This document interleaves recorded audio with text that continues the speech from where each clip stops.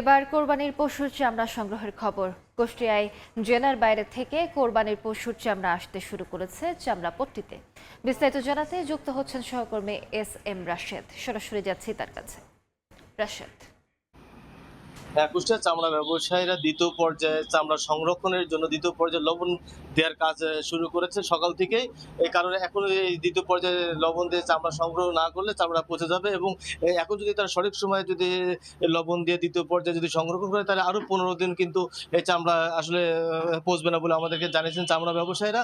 ইতিমধ্যে কিন্তু শুধুমাত্র কুষ্টিয়া চামড়া পট্টিতে ছাগল এবং গরু সহ প্রায় 3 লক্ষ চামড়া সংগ্রহ হয়েছে, এবং বাকি আরো 2 লক্ষ চামড়া 2-1 দিনের ভিতরে সংগ্রহ করবে তারা বিভিন্ন ফরিয়া এবং আড়তদারদের কাছ থেকে। তবে এখানে চামড়া ব্যবসায়ী যারা জানান, মূলত এবার কিন্তু প্রায় 35% চামড়া কিন্তু হচ্ছে গরু, এবং গরুর যে চর্মজনিত রোগ আছে সেই রোগের কারণে চামড়া নষ্ট হওয়ার সম্ভাবনা দেখা দিয়েছে। এবং ইতিমধ্যেই তারা কিন্তু ইতিমধ্যেই তারা যখন চামড়া সংগ্রহ করে তার মধ্যে কিন্তু তারা বাছাই করে কিন্তু তারা চামড়া সংগ্রহ করেছে, এবং এখন পর্যন্ত যারা মৌসুমী চামড়া ব্যবসায়ীরা আছে তাদের চামড়াই বেশি নষ্ট হয়েছে বলে আমাদেরকে জানিয়েছেন চামড়া ব্যবসায়ীরা। কারণ তারা আসলে সঠিক সময়ে এবং সঠিকভাবে সংরক্ষণ করতে পারেনি, এবং গরুর যে রোগ, চামড়া যে জনিত যে রোগ, সেই রোগ অনুসারে কিন্তু তারা চামড়া কিনতে পারেনি, যার কারণে আসলে মৌসুমী ব্যবসায়ীরা কিন্তু লসের ভিতরে পড়বে এবার চামড়া ব্যবসাকে কেন্দ্র করে।